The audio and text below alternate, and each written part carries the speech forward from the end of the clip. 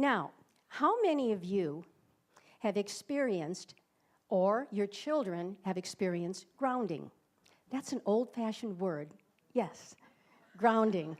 Remember those days? You're not going there. You're grounded for a week. Well, somewhere along the line, grounding kind of morphed into a timeout. A timeout. So God gives us times out. One time my son was he did something wrong. And you know, God is so good. He kind of mercifully takes away those memories of what our kids do. We still like them in that, you know. But whatever he did, I sent him to his room with his Bible and with some scriptures, and I said, you go have a timeout with the Lord. Well, you know, God gives us times out. Sometimes we're not even aware of it. And Bill and I had a timeout several years ago. He was busy with work. We were just plain busy. We weren't getting enough sleep. We weren't getting enough rest. And our time with the Lord was there, but it wasn't as deep as it should be. It was December. And in December, we like to go to Shipshewana, Indiana. We like to go to the Amish community. We like to Christmas shop, and we like to visit our friends. We have a couple Amish friends, and we like to visit them. So we were really looking forward to it. I was looking forward to it. I had in my mind the whole day, the whole weekend planned. Do you ever do that? You know, you think ahead, and especially since we had been in Shipshewana in December before, near Christmas time, and it's just a marvelous place to be. You have snow falling down, crisp, cold temperatures, people bustling around, going from shop to shop, everybody in a good mood. You have trees with twinkle lights on them. You have lights, candle lights in the windows. You have the horses that carry the people around with jingle bells on them. Oh, it's great. You have Christmas music in the stores. And then you even have the Amish horse and buggies, you know, which lends a real peaceful atmosphere to everything. It is just, okay, Lord, it's going to be awesome. Snow, twinkle lights, jingle bells. I was so excited. Well, the beginning of the week was on Monday, I believe. Our daughter called us and said, I'm really sick. Could you come over and take care of the baby? No problem. We went and spent the day with Ann. Her little one was just a baby, so we took care of her, took care of Ann.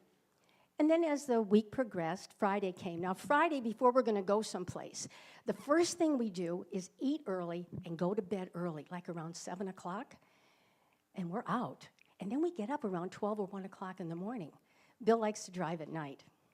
And then we get an early start, and then we can have the whole day in Shipshewana and crash at night and then come back on Sunday.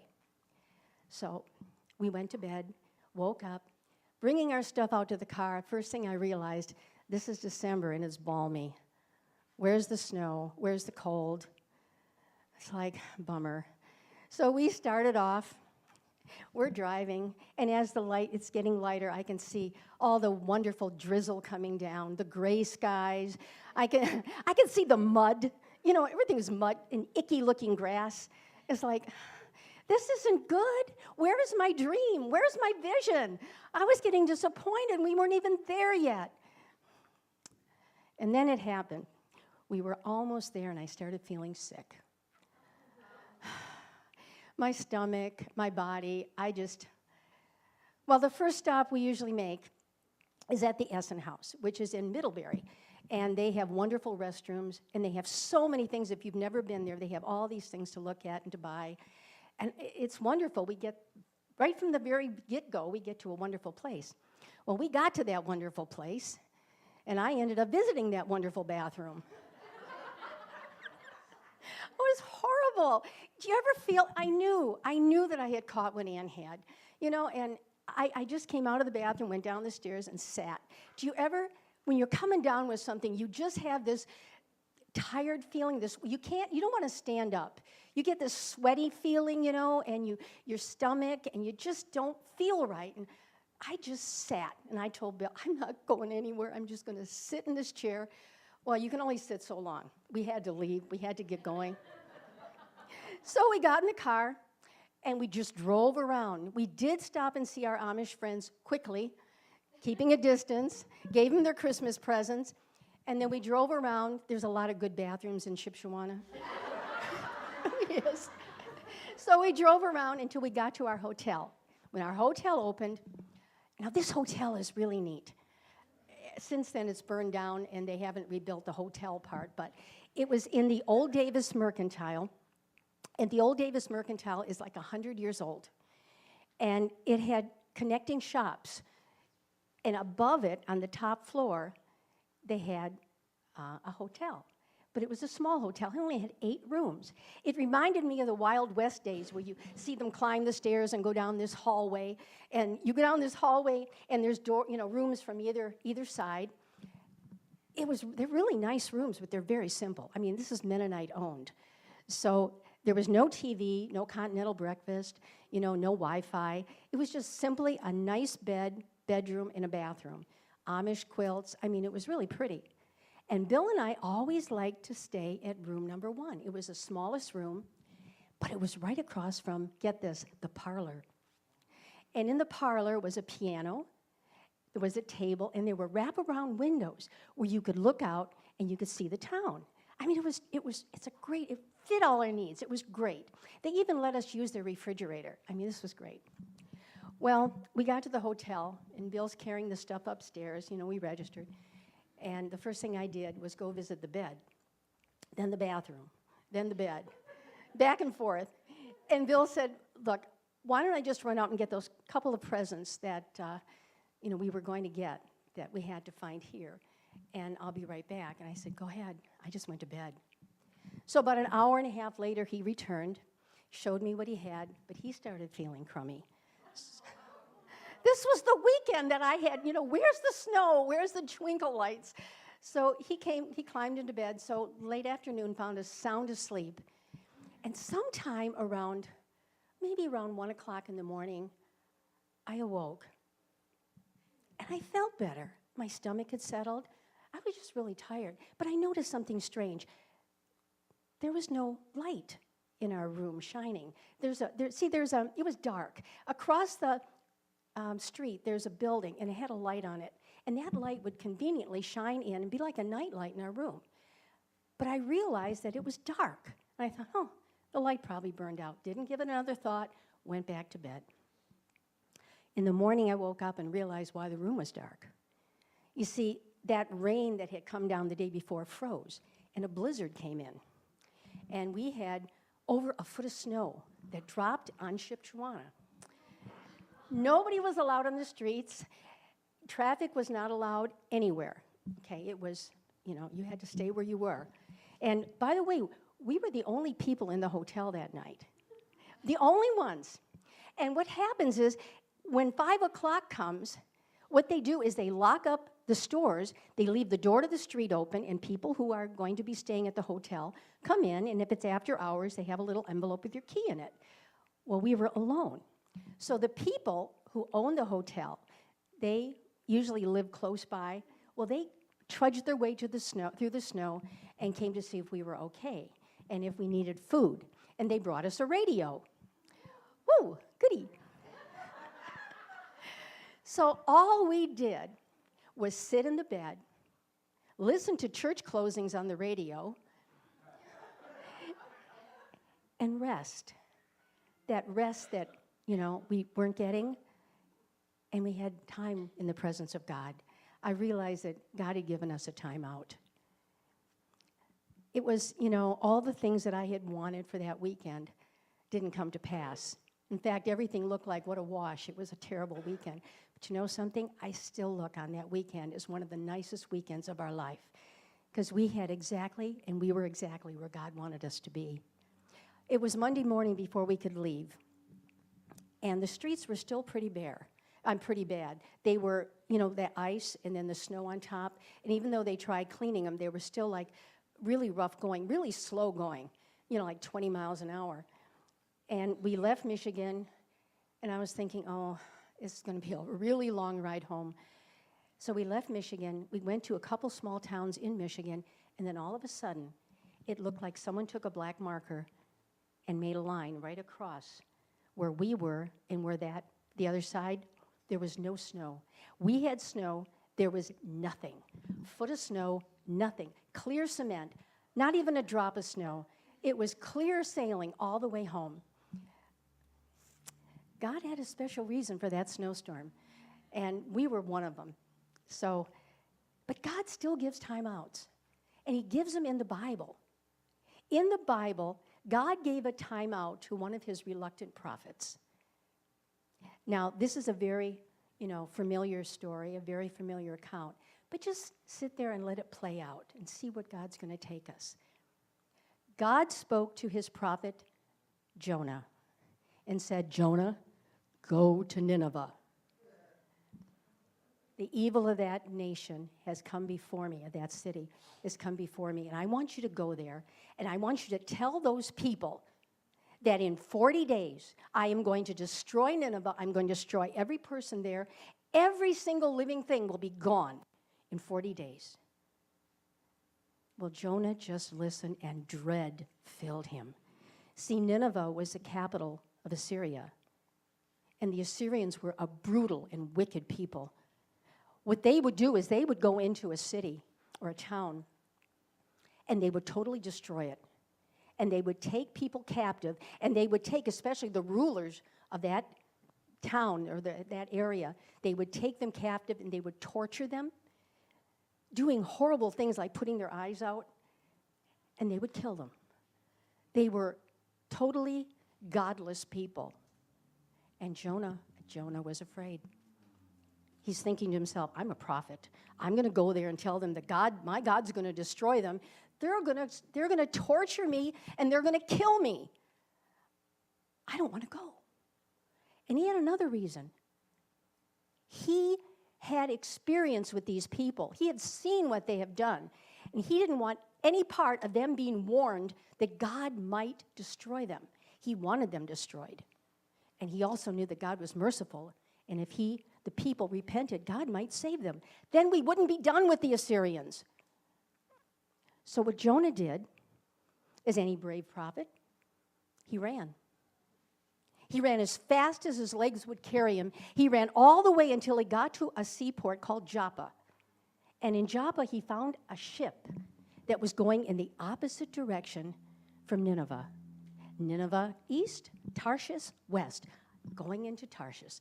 He gets on the ship, paid his fare, exhausted mentally and physically. He went below and fell sound asleep, into such a deep, deep sleep.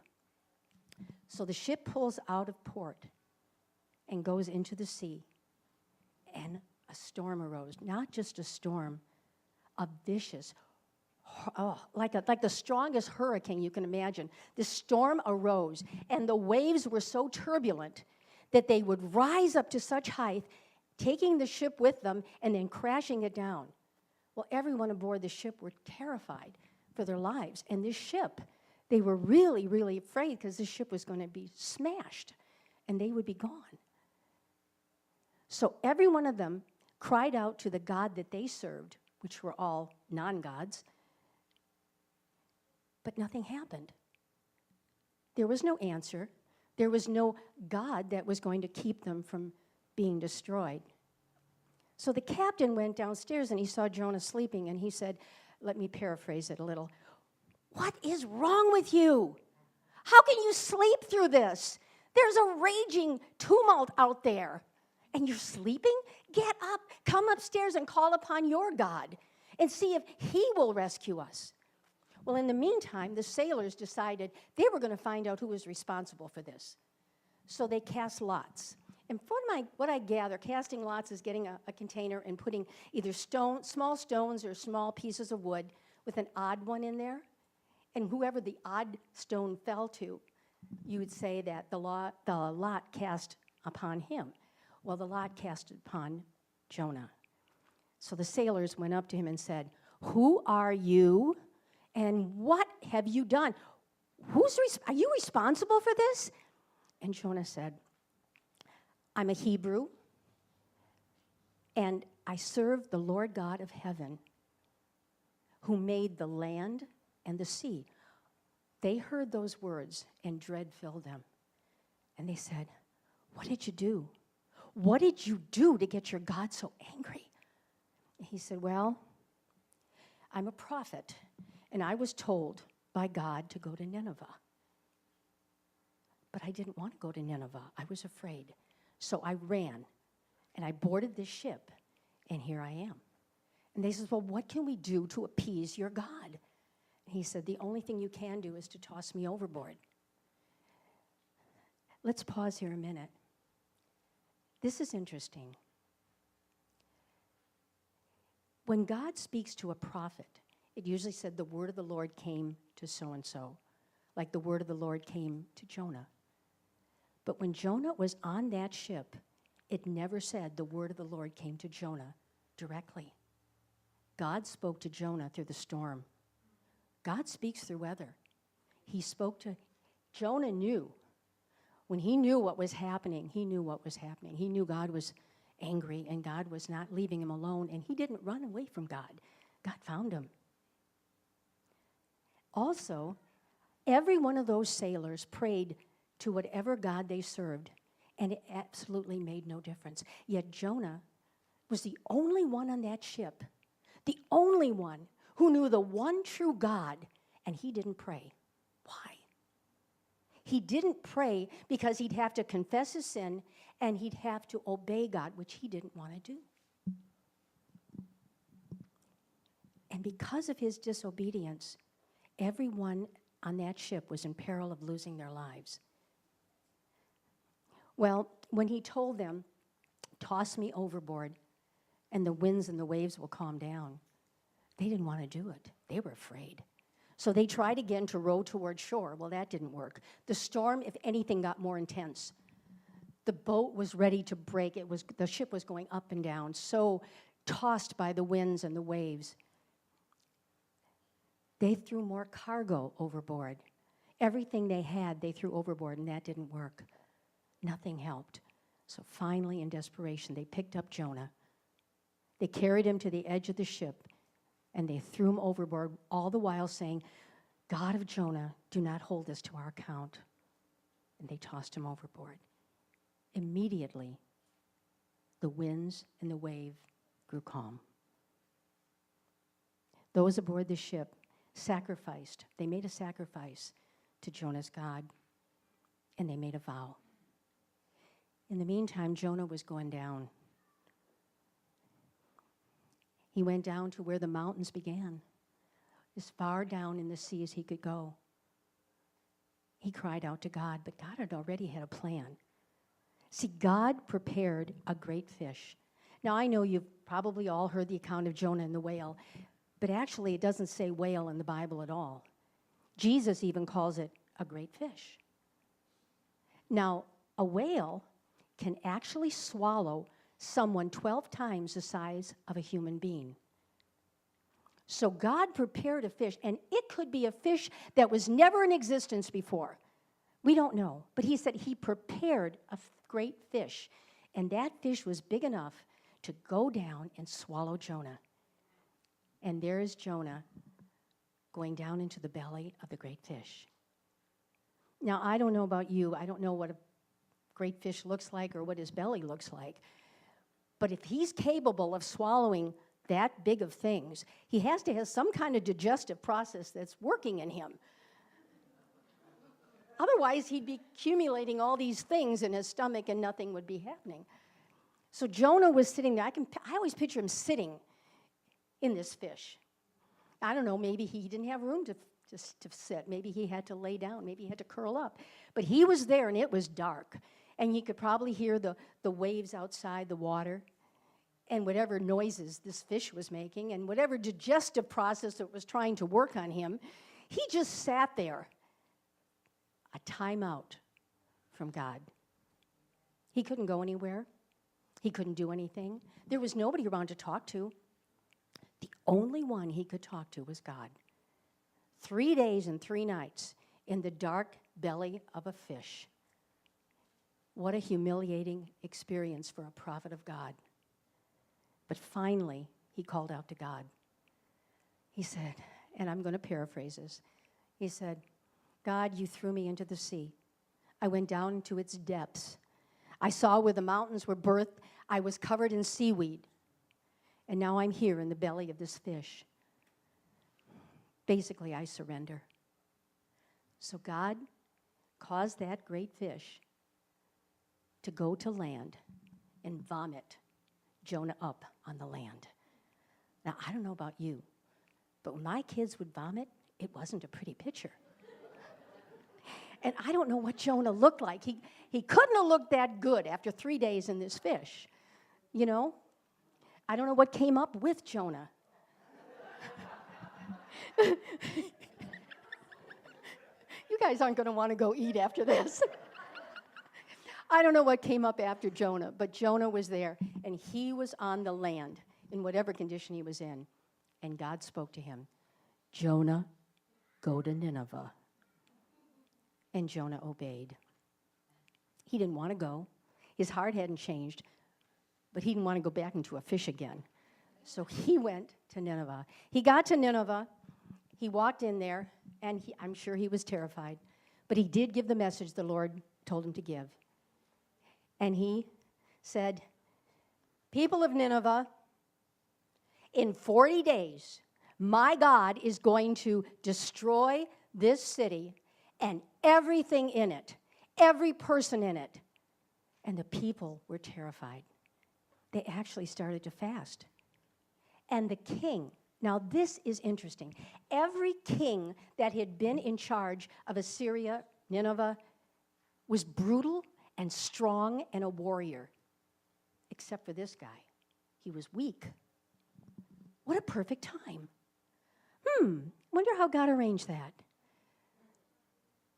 But he said, I declare a proclamation that everyone, including myself, you're going to fast and you're going to cover yourself with sackcloth. You are not even going to feed your animals, and you are going to cover them with sackcloth. And we are going to cry out to God that he would spare us.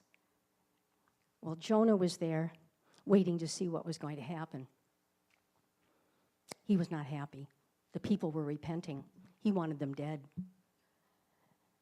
So he finally walked out of the city, and he went and made himself a little shelter, and he sat there. Why, these people are repenting. And he was so angry. He was so angry at God. He says, I knew you were going to do this. I knew that you would give in and you would be merciful to these people who don't deserve your mercy. God didn't say anything. Jonah sat there, but God caused a vine to grow up over this shelter and over Jonah. Must have been some vine. It grew up over him, and it sheltered him from the sun and from the scorching wind. Jonah liked the vine. He settled there, and he just waited, fell asleep. But God caused a worm to come and destroy the vine. And Jonah awoke. God had caused the sun to be scorching and the wind to be very, very hot and horrible coming against Jonah. Jonah was suffering, and he was angry. He was angry because of this vine was gone. And God spoke to his prophet and said, you are so concerned about this vine that you didn't plant, you didn't cultivate, you had nothing to do with how long it was going to live. And yet there are 120,000 Ninevites who don't know the right from the wrong, and you don't care? Our account ends there. We never hear from Jonah. We don't hear what happened. It's ended. But today, it's just beginning. When God gives us a message like this, and he did prepare this message for you, it's for a purpose, and it demands a response. You see, God is calling you to have a timeout this morning, not for a reprimand, not to scold you or tell you you've done something wrong.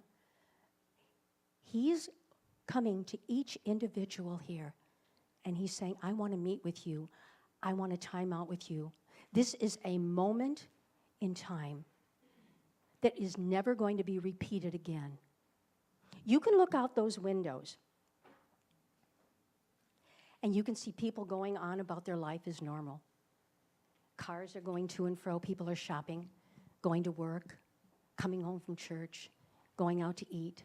Life is normal, but in this sanctuary, in this moment in time, time stops. God is asking for you to have a time out with him. Now, what does that mean?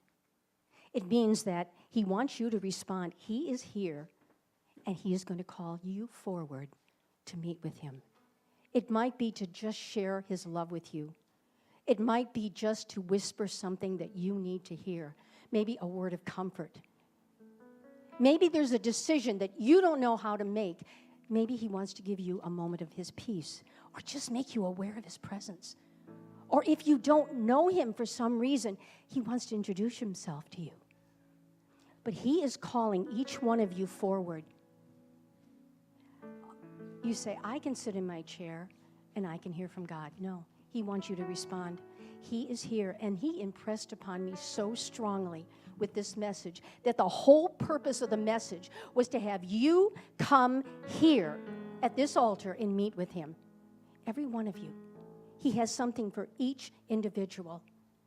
He wants to talk and speak into your life. He wants to let you be aware that he is in your life. Whatever you need, he knows. He knows what you need to hear. So I'm inviting you to come forward. God is waiting for you to respond, and he's waiting for you to come and meet with him. This moment is not going to ever happen again. This is a special moment that he has given for a time out for you. He gave us a time out in a hotel. He gave Jonah a time out in a whale. But now it's your turn. So I want you to come forward without any hesitation and come and meet and see what God has for you.